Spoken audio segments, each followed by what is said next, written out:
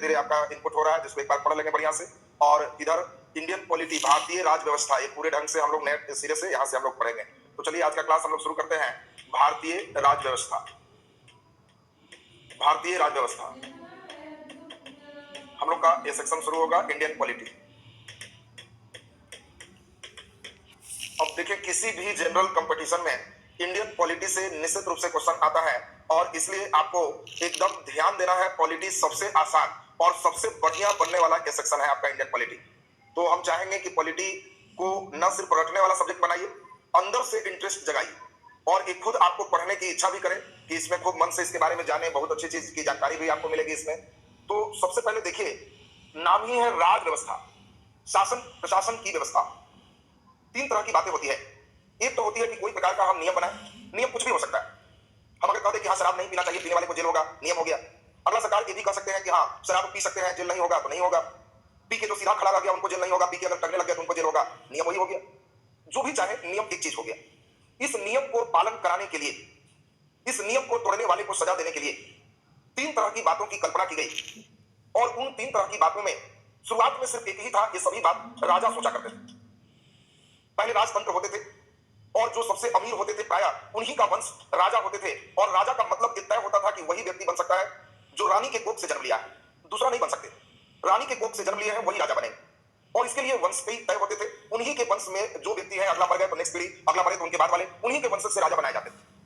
और सबसे important main बात है, मध्य के अगर पीरियड में, मध्य मिडाइवल फेज में आप देखें तो सबसे मेन कंट्री की बात की जाए जिसका अधिकांश देश फॉलोअर होता था। जल्दी बताओ सबसे मेन देश कौन रहा होगा जिसका अधिकांश देश फॉलो करता था? वो जैसा करेगा लोग उस तरह की कल्पना करेंगे। गेस करिए जल्दी से, देश का नाम लिखिए। आपको क्या लगता है, जरा सोचे देखें। इंग्लैंड लग रहा है बच्चों को, वेरी गुड, ब्रिटिश इंग्लैंड, वही बात हो गई। चलिए बहुत अच्छी बात है। तो आपको हम समझाएं कि मध्य काल का जो फेज है, उस समय सबसे मेन कंट्री जो था, उस देश का नाम था फ्रांस। इंग्लैंड नहीं है, मेन कंट्री है फ्रांस। और फ्रांस के बारे में कहा जाता था कि अगर फ्रांस को सर्दी होती थी तो यूरोप छींकता था। अब बताओ यूरोप छींक रहा है, क्यों फ्रांस को सर्दी हो गई? कहने का सेंस है, जो बातें फ्रांस में हो जाएगा वो पूरे यूरोप में धीरे धीरे हो जाएगा। ये सर्दी और छींक का मतलब हो गया। और इसी कड़ी में हम लोग देखें, फ्रांस में मुख्य रूप से जो वंश चल रहे थे, आप सभी लोग जानते हो, बुर्बो वंश का शासन चल रहा था। सब जगह अलग अलग वंश थे। रूस की बात करें तो रोमनो वंश चल रहे थे। और इन सभी वंशों में एक खास बात क्या थी, राजा काफी निरंकुश होते थे। निरंकुश का मतलब है कि राजा पर कोई किसी का नियंत्रण नहीं है, वो जो चाहेगा वही करेगा। सोचो ना, लुई 14वां वगैरह राजा जब आया तो ये लोग यहां तक कहने लगा कि मैं ही राज्य हूं और मेरा हर बात कानून है। कानून के लिए कोई लिखी हुई किताबें नहीं होती थी। ये कहते थे कि हम ही राज्य है। राज्य का मतलब ही मत सोचो कि इधर उधर कोई देश और राज्य, मैं ही राज्य हूं और मेरा हर बात कानून है, हम जो बोल दिए वही कानून है। अब सोचो कितना तरह की बात थी। दो भाई लड़के आया, पुलिस पकड़ के लाई है राजा का कि दोनों भाई ऐसा रोड पर लड़ रहा था, लुई 14वां कर रहा, दोनों को मृत्यु दंड दे दो, दोनों मार दिए गए। अब सोचिए, अगर आया कि सर ये दोनों डकैत है, डकैती किया है, तो सोचिए ये दोनों डकैती किया है तो राजा कह रहा है कि इसको छोड़ दीजिए। और उस बीच में आप जैसे कोई लोग पूछ रहे हैं कि सर ऐसा क्यों, तो इसको जेल में डाल दो। ऐसा क्यों नहीं पूछना है, मेरा हर बात कानून है, हमारा जो मूड में आ गया वही कानून है, वही चीज नियम है, वही लागू होगा। ऐसा निरंकुशता चल रहा था। उसी समय की बात अगर पैरेलल में करें तो सब राजा शोषण ही कर रहे थे, चाहे वो रूस के राजा हो, ऑस्ट्रिया के राजा हो, चाहे वो फ्रांस के राजा हो, हर राजा की स्थिति शोषणकारी थी। अगर किसी राजा की स्थिति अच्छी थी तो वो था इंग्लैंड, जिसको यूके तुम बोल रहे हो। यहाँ का राजा थोड़े अच्छे स्थिति में थे इन सभी से, क्योंकि इंग्लैंड के राजा ने लेसेस फेयर, अहस्तक्षेप की नीति अपनाई थी। दोनों बात पर ध्यान देना, इंग्लैंड के राजा और फ्रांस के राजा, रूस के राजा में अंतर है। इंग्लैंड के राजा का नीति है अहस्तक्षेप, लेसेस फेयर। अहस्तक्षेप का मतलब जियो और जीनो दो, मतलब ये राजा अपना शासन अपना खुद ढंग से करेगा। धीरे धीरे जब ब्रिटिश संसद भी होंगे तो उसमें चाहे वो हाउस ऑफ लॉर्ड्स हो या हाउस ऑफ कॉमन्स हो, इनके कोई भी हेड बनेंगे, इस पे भी बहुत ही हस्तक्षेप नहीं करेगा। ये अपने ढंग से करें, ये अपना ढंग से चल रहा है। ये बहुत दबावकारी नीति इंग्लैंड के राजा नहीं कर रहे थे, इसीलिए इंग्लैंड के राजा अभी तक सुरक्षित है। लेसेस फेयर है, वो अपना निश्चिंत हो गए हैं, बहुत ज्यादा हस्तक्षेप नहीं कर रहे हैं। इन लोग का तो हर जगह हस्तक्षेप। और इसी बीच जब राजा बहुत हस्तक्षेप करने लगे तब कई पढ़े लिखे बुर्जुआ वर्ग, जिसको कहते हैं, ये पढ़े लिखे कई जो मध्यम वर्ग बुर्जुआ वर्ग हैं, इन लोगों ने अपना अपना कुछ चिंता शुरू किया। और इन सभी चिंतक को, ये सभी ने मेन योगदान दिया। जो अभी इंडियन पॉलिटी पढ़ोगे, ये फ्रांस के चिंतक से ही मुख्य रूप से शुरू है। और इसमें मुख्य रूप से कई व्यक्तियों का नाम इंपॉर्टेंट है, मोंटेस्क्यू, डिडरो, ये सभी कई नाम सुनोगे। और इन सभी ने, डिडरो ने, मोंटेस्क्यू ने, सभी ने एक नई चीज की अवधारणा लाई, और वो चीज का नाम था शक्ति का पृथक्करण। ध्यान से समझेंगे शक्ति का पृथक्करण क्या है, इसी चीज को मेन समझना है। शक्ति का पृथक्करण का मतलब है कि इसमें शक्ति का बंटवारा हो। एक ही व्यक्ति के पास अगर अथाह शक्ति हो जाए, सत्ता का पूरी चीज एक व्यक्ति में केंद्रित हो जाए, तो वो व्यक्ति सही निर्णय नहीं लेगा। और इसीलिए शक्ति पृथक्करण की थ्योरी पर 3 बात शुरुआत की गई कि एक ऐसा पावर हो जिसका काम सिर्फ और सिर्फ नियम बनाना रहे। इसका काम नियम बनाना है, बाकी उस नियम को पालन कर रहे हैं नहीं कर रहे हैं, ये उस पर ज्यादा ध्यान ना दे, बनाए। और इसी को कहा गया कि ये विधायिका होंगे। हम लोग जो विधायक भी चुनते हैं, एमपी चुनते हैं, उनका काम केवल नियम बनाना है। अगर इन लोग अपने जो है मान ले संसद की बात करें, या फिर हम लोग राज्य में अगर हम लोग कहें तो राज्य की विधानसभा की बात करें, तो ये विधायक जी लोग अगर पास कर दें कि शराब पीना कानूनन अपराध है, तो ये नियम बना दिए, इनका काम बनाना है। ऐसा नहीं कि विधायक जी गांव में घूमेंगे तो आप 10 को पकड़ लेंगे और कहेंगे कि ये देखिए शराब पी रहा है, इसको सजा दीजिए। ऐसा आप नहीं कर सकते। विधायक जी का काम बनाना है, काम हो गया। अब नियम लागू करना ये अलग है। इस चीज को जो नियम यहां बन जाए उसको ही इंप्लीमेंट करें, और इसी को हम लोग कहते हैं कार्यपालिका। इसी के अंतर्गत जो हम लोग पुलिस देखते हैं, जितने भी ऑफिसर्स देखते हैं, डीएम देखते हैं, जो भी अधिकारी है, कर्मचारी है, ये सभी का काम है बने हुए नियम को पालन करना, और इन्हीं को कार्यपालिका कहते हैं।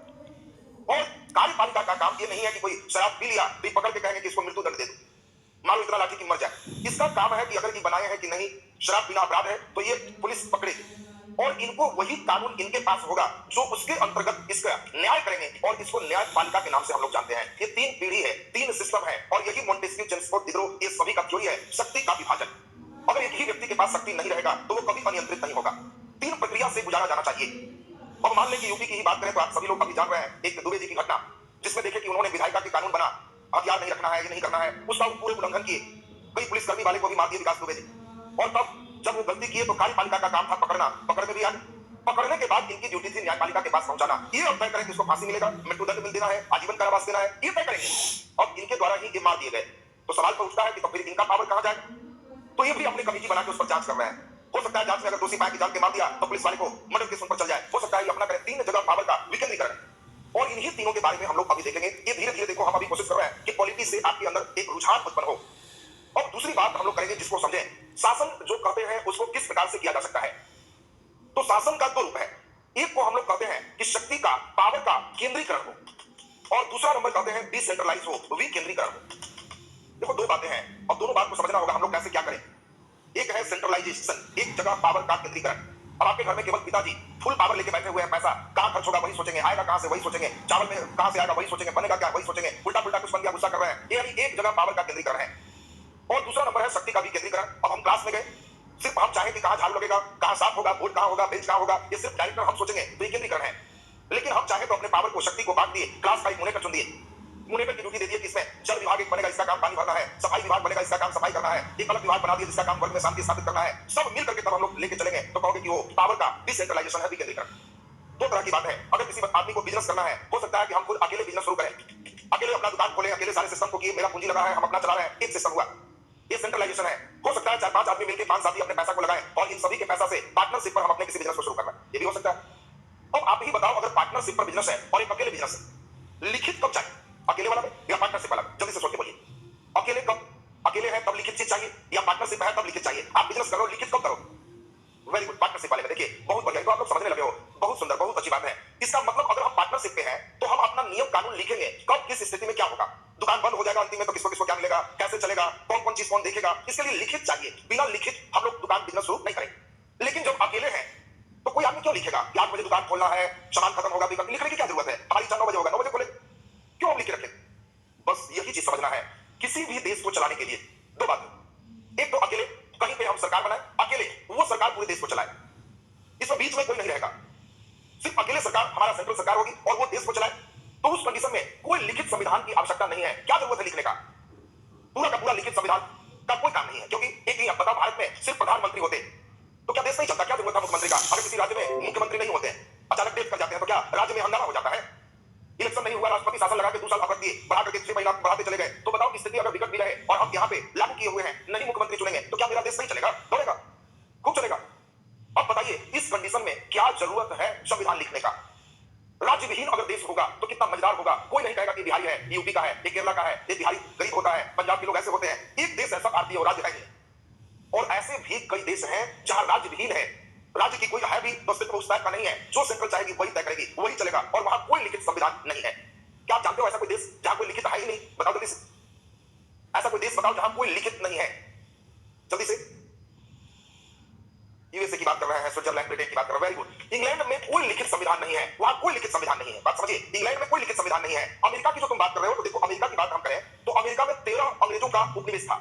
मतलब 13 क्षेत्र थे जहां पहले से सब हेड था और 13 उपनिवेश पर अंग्रेजों का राज। बात समझना। और सबसे पहले 4 जुलाई 1776 की बात है, बहुत पहले भारत जिस समय गुलाम होने को था, उसी समय ये 13 उपनिवेश अंग्रेजों से आजाद होने को था। और आजादी के लिए इन लोग एक अपने में मीटिंग रखा कि हम लोग कैसे शासन करें। तो इन लोगों ने कहा कि हम लोग सब मिल करके एक देश बनाएंगे जिसका एक हेड होगा, लेकिन ये नहीं कि हम लोग पर उसका केवल नियम कानून चलेगा, वो विदेशी मामला देखे, हम लोग अपना मामला खुद देखेंगे। और इन स्टेटों ने अपने अधिकार को भी रखा, इसीलिए इसको यूनाइटेड स्टेट ऑफ अमेरिका कहा गया। ये यूनाइटेड स्टेट का मतलब ये राज्यों का संघ हो गया कि हम लोग का एक संघ होगा, यूनियन होगा, उसका एक व्यक्ति हेड होंगे और ये हेड हमारे राज्य को बांट नहीं सकता, उतना ही बड़ा हमारा राज्य है उतना ही बड़ा रहेगा, ये डिवीजन नहीं हो सकता।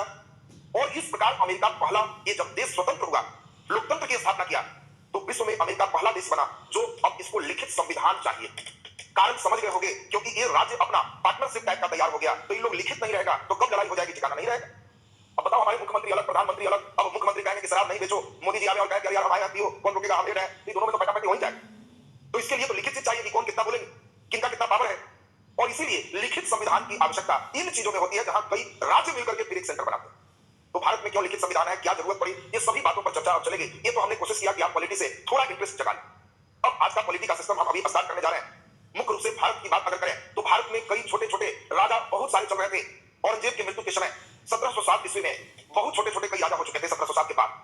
उससे पहले तो एक बहुत बड़े साम्राज्य मुगल साम्राज्य चल रहा था, लेकिन औरंगजेब मरा तो धीरे धीरे केवल दिल्ली में ही मुगल साम्राज्य सिमट के रह गया। बाकी छोटे छोटे जो उनके रहे थे उनके अधीन वही लोग स्वतंत्र होते चले गए। और इन सभी में हम लोग देखें, ईस्ट इंडिया कंपनी 1600 ईस्वी में सभी लोग जानते हैं महारानी एलिजाबेथ के हस्ताक्षर से भारत में व्यापार करने के लिए कुछ इंग्लैंड के अमीर व्यापारियों का एक शेयर होल्डर बनाया गया कि कौन कौन पूंजी लगाएंगे। ये हमारा एक कंपनी होगा ईस्ट इंडिया कंपनी, और ये भारत में बिजनेस करेंगे। इनको एकाधिकार होगा, इनको छोड़ के इंग्लैंड का कोई व्यक्ति अगर पैसा है भी तो वो चाहेगा भारत में बिजनेस करना, अगर करता है तो जेल भेज दिया जाएगा। बिजनेस सिर्फ एक कंपनी करेगी, ईस्ट इंडिया कंपनी। और ईस्ट इंडिया कंपनी को हम लोग देखे, हिस्ट्री में सुने थे, इनको परमिशन मिला। बाकी कैप्टन हॉकिंस, सर थॉमस लो, सब जहांगीर का दरबार, ये सब आप इतिहास में हल्का सुन चुके हैं। और धीरे धीरे बात आपको करें कि इसमें ईस्ट इंडिया कंपनी जब बिजनेस के लिए आई तो उसको बहुत लाभ मिला। और लाभ का जो शेयर होल्डर था, ये जो भी पूंजी लगाए थे उनको तो मिलता ही मिलता था, राजा भी उसमें कुछ हिस्सा लेते थे, ब्रिटिश संसद में भी जो सदस्य थे उनको भी हिस्से मिलते थे। यानी इसका पैसा पूरे सब जगह जाना शुरू हो रहा था, इंग्लैंड। और इंपॉर्टेंट चीज समझिए यहां से पॉलिटी का पार्ट, ईस्ट इंडिया कंपनी जो आप सुन रहे हैं, एक कंपनी में भी दो भाग बांटे हुए थे। इसमें एक को हम लोग कहते थे, एक था बोर्ड ऑफ डायरेक्टर और एक थे बोर्ड ऑफ प्रोप्राइटर। ध्यान दीजिए, दो बात चल रही थी। प्रोप्राइटर का मतलब होता है मालिक, और इसीलिए जो जो व्यक्ति उसमें अपना शेयर लगाए थे वो सभी व्यक्ति बोर्ड ऑफ प्रोप्राइटर के सदस्य होते थे। और प्रोप्राइटर मतलब ये मालिक है, जो इनकम होगा इन सभी में बटेगा। और इसी प्रोप्राइटर में से 24 व्यक्ति को एक साल के लिए डायरेक्टरशिप दिया जाता था। ये मालिक ही डायरेक्टर बनते थे। इसी में से 24 व्यक्ति बोर्ड ऑफ डायरेक्टर होते थे। और डायरेक्टर लोग का था कि ये चलाएंगे एक साल कैसे शासन चलेगा, यानी व्यापार कैसे चलेगा, मुख्य रूप से कभी व्यापार की बात चल रही थी। और इन लोग अपना जो व्यापार में मुनाफा होगा ये सभी यहां पे मिलकर के यहां बांटेंगे। कुछ हिस्सा उधर राजा को संसद में, उधर भी हल्का घूस के रूप में या जैसे वो दे देंगे। धीरे धीरे इन लोगों ने जब शुरू किया तो जो बोर्ड ऑफ डायरेक्टर थे उनको बहुत आनंद आया, क्योंकि धीरे धीरे इनको पूरा बंबई मिल गया था। बंबई दहेज में मिला था, कहानी आप सुने थे, उससे इनको बंबई मिला, मद्रास मिला। और धीरे धीरे इनको पलासी और बक्सर की लड़ाई जो आप सुने हो 1757 और 1764, ये 1764 के बक्सर की लड़ाई के बाद आप पढ़ चुके हो 1765 में इलाहाबाद की संधि हुई। और इस संधि से बंगाल, बिहार और उड़ीसा ये समस्त प्रांत में ईस्ट इंडिया कंपनी को सत्ता की दीवानी प्राप्त हो गई। दो बात था, दीवानी और फौजदारी। दीवानी मतलब होता है पैसा कौड़ी का हेड, और फौजदारी का मतलब है सेना का हेड। राजा का दो ही काम था, फौजदारी मतलब सेना का नियंत्रण करना, और दीवानी मतलब आर्थिक रूप से उसको नियंत्रण करना। तो पैसा का हेड 1765 के बाद ईस्ट इंडिया कंपनी बनी। अब ईस्ट इंडिया कंपनी को काफी पैसा आना शुरू हो गया। और जब बहुत सारे पैसा आना शुरू हो गया तो अब इंग्लैंड का ध्यान भी आना शुरू हो गया। संसद ने तय कर दिया कि 4 लाख पाउंड प्रति वर्ष हम लोग को चाहिए, तुमको जो करना है करो। देखिए धीरे धीरे मामला अब शुरू हो रहा है पॉलिटी का। और जिन लोगों का ध्यान आएगा, हम उम्मीद करते हैं कि आपको किसी क्षण भारी भी नहीं लगेगा, और धीरे धीरे हम लोग हर चीज सीखते चले जाए। तो हम लोग अभी सुने कि जब यहाँ पे बक्सर की लड़ाई में ये जीते 1765 में, जैसे ही इलाहाबाद की संधि हुआ और उसके बाद यहाँ बंगाल, बिहार और उड़ीसा में सत्ता की दीवानी मिली, ईस्ट इंडिया कंपनी काफी पैसा कमाना शुरू कर दिया। तो ब्रिटिश संसद भी टाइट हुआ और ब्रिटिश संसद तय किया कि 4 लाख पाउंड हर साल हम लोग को तुम्हें देना है, हम लोग जितने सदस्य हैं बांट लें। अब बोर्ड ऑफ डायरेक्टर और बोर्ड ऑफ प्रोप्राइटर जो थे इनको टेंशन होने लगा कि 4 लाख अब हर साल दे देंगे, ये तो हम लोग का बचत था, ये तो बहुत ज्यादा मांगना शुरू कर रहा है। तो इन लोग भी अपना एक प्रोग्राम करना शुरू कर दिए। 1772 आते आते 65 से 72 तक दी, 1772 आते आते इन लोग ईस्ट इंडिया कंपनी एक गेम खेली, उसमें इनकम ही कम दिखाना शुरू कर दी। और 1772 आते आते घोषणा करना शुरू कर दिए ईस्ट इंडिया कंपनी दिवालिया हो रही है, कोई पैसा इसके पास नहीं है, ये 4 लाख पाउंड कहां से देगी? यहां तक 1772 में जो है कोर्ट ऑफ डायरेक्टर क्या की, बैंक ऑफ इंग्लैंड से 10 लाख पाउंड कर्ज के लिए आवेदन दे दिया कि हमको कर्ज दीजिए, नहीं तो हम नहीं चल पाए। और ये चीज सभी ब्रिटिश संसद समझ रही थी, वहां पे सरकार की लॉर्ड नॉर्थ का और लॉर्ड नॉर्थ प्रधानमंत्री हैं, ये सब समझ रहे हैं कि ईस्ट इंडिया कंपनी को इनकम खूब है, ये अपना मनमानी कर रहा है, क्योंकि हम लोग कोई नियम कानून बनाए नहीं है और इसीलिए इसको जैसे समझ में आ रहा है वो वैसे कर रहा है। लॉर्ड नॉर्थ ने एक समिति बनाया, प्रवर समिति, ये गुप्त समिति थी, किसी को जानकारी नहीं दी, और प्रवर समिति का ड्यूटी मिला कि इंडिया जाके देखो क्या सही में ईस्ट इंडिया कंपनी को पैसा नहीं आ रहा या झूठ बोलता है। तो प्रवर समिति ने रिपोर्ट दिया कि नहीं, ईस्ट इंडिया कंपनी को काफी पैसा मिल रहा है, हर जगह से कमा रहा है, दिवालिया की स्थिति में नहीं है। और इसीलिए यहां पे लॉर्ड नॉर्थ कहा कि अब ऐसे काम नहीं चलेगा, और 1773 ईस्वी में लॉर्ड नॉर्थ ने अब कहा कि कंपनी कैसे शासन प्रशासन करेगी, इसके लिए एक नियम होगा, कैसे चलोगे। अब बताओ, तुम्हारे घर में पंखा है तो अभी तो पंखा का तुम नहीं कुछ कर रहे होगे, ये तुम भी समझ रहे हो, अभी सब पंखा ठीक से चल रहा हो, लेकिन जैसे ही नवंबर दिसंबर आ जाएगा तो तुम्हें महसूस होने लगेगा कि सोते समय गर्मी लगता है, लेकिन अगर पंखा चला दिए तो उठते समय ठंडा लगने लगेगा।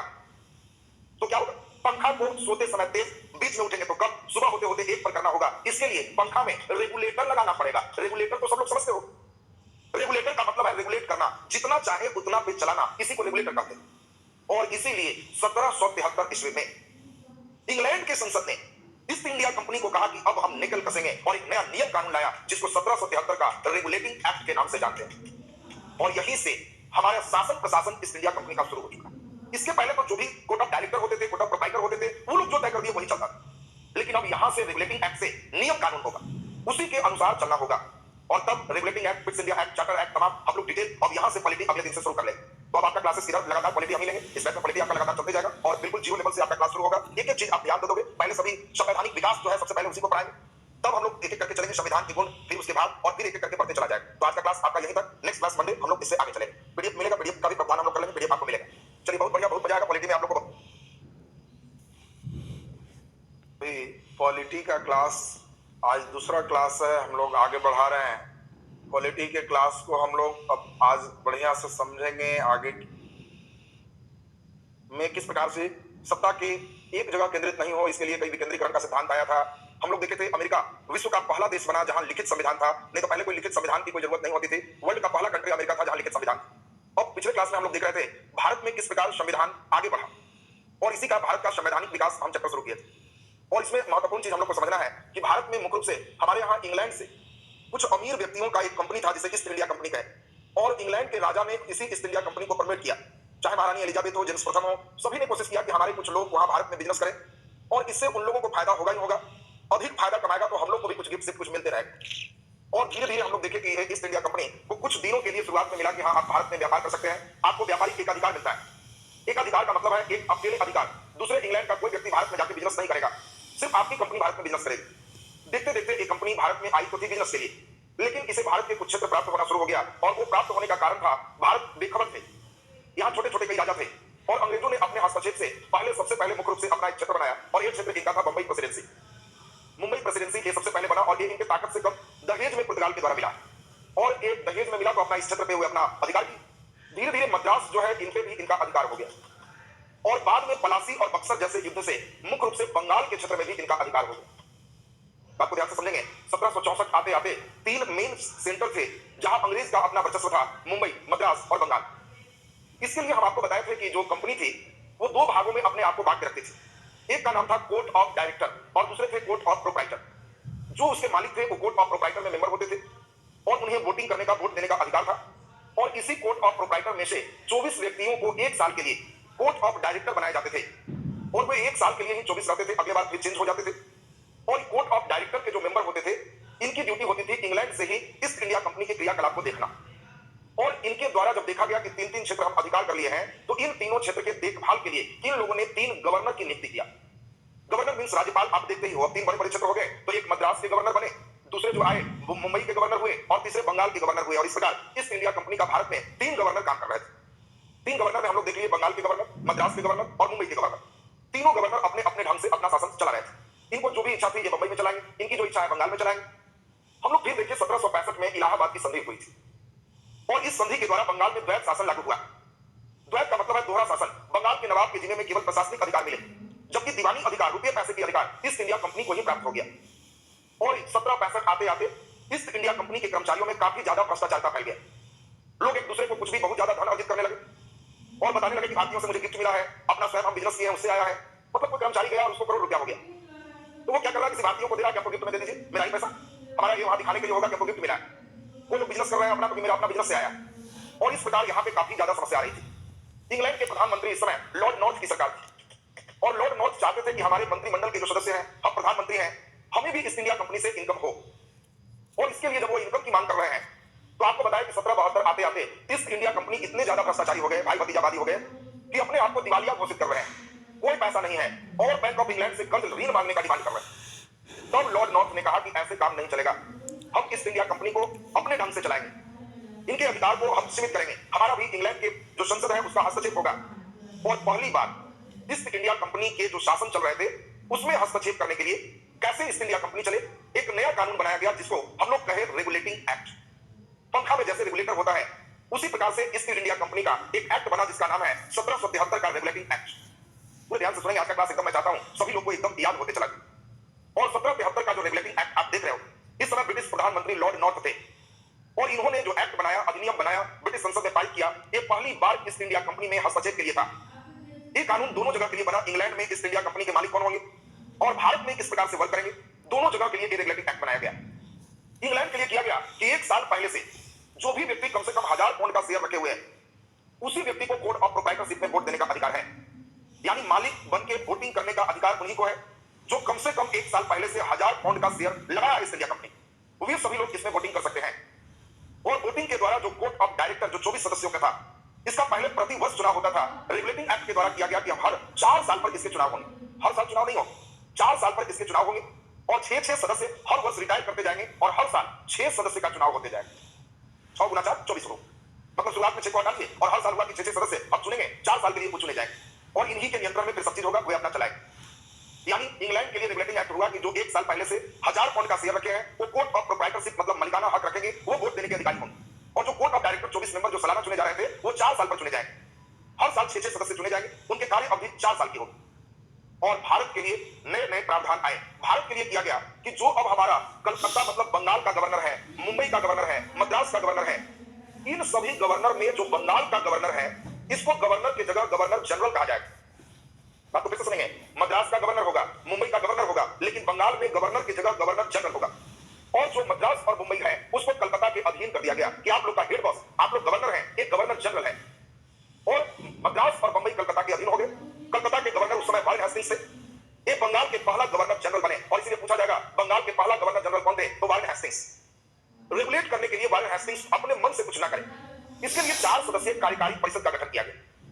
4 व्यक्तियों को एक कमेटी बनाई गई कार्यकारी परिषद और गवर्नर जनरल को कहा गया कि आप अपना दिमाग लगाना बंद कर दीजिए, ये चारों बहुमत से जो डिसीजन लेंगे आपको वही करना है। मतलब ये 4 आदमी बैठेंगे, इसमें 3 व्यक्ति अगर कह दिए कि यहां अटैक होना चाहिए, बात शुरू हो जाएगी। अगर 50-50 पे होगा, दो एक तरफ, तब आपको वोट देने का अधिकार होगा, फिर आप जिधर चाहिएगा उधर कर सकते हैं। और इसी रेगुलेटिंग एक्ट के द्वारा 1773 के रेगुलेटिंग एक्ट से कलकत्ता में सुप्रीम कोर्ट की स्थापना की गई, सर्वोच्च न्यायालय की स्थापना की गई। 1774 में एक कलकत्ता में तय किया गया कि एक सुप्रीम कोर्ट के चीफ जस्टिस होंगे और इनके सहयोग के लिए 3 सदस्य होंगे, यानी 3 सदस्य और एक मुख्य न्यायाधीश होंगे।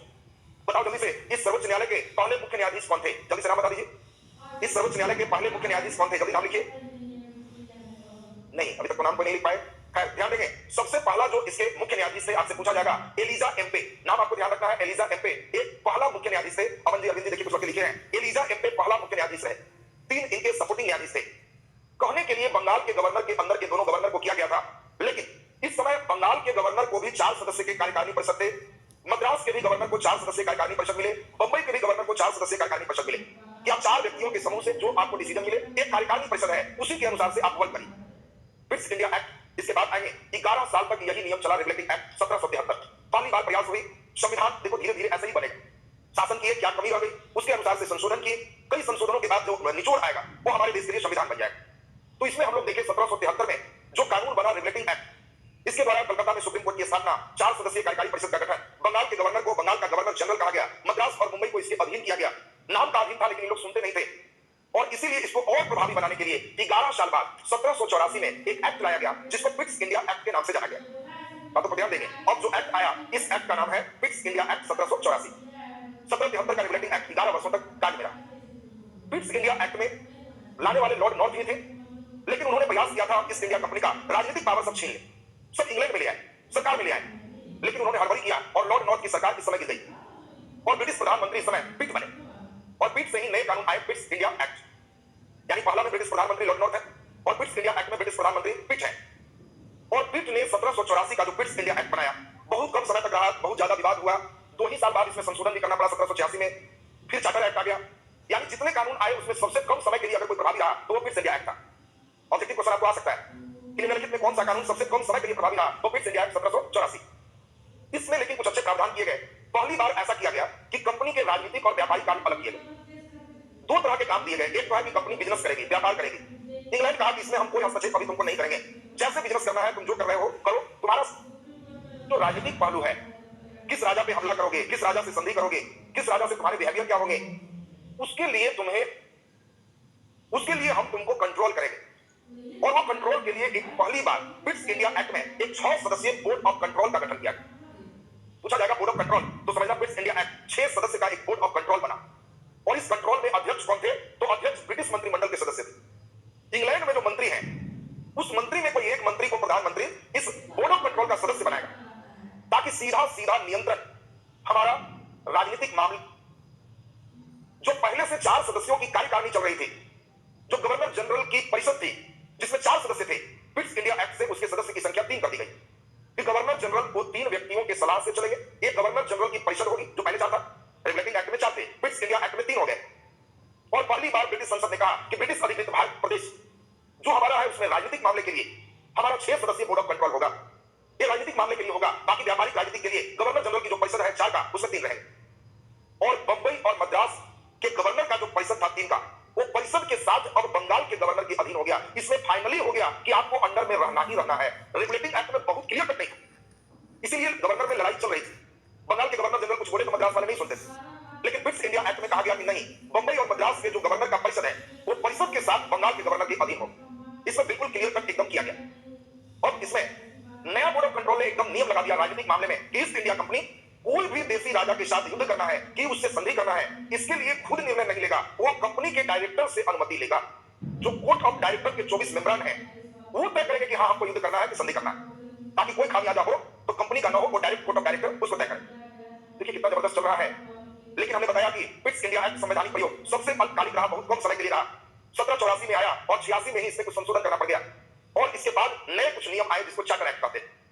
चार्टर मीन्स होता है आदेश, चार्टर मीन्स आदेश होता है। अब इंग्लैंड की संसद डायरेक्ट आदेश देना शुरू की।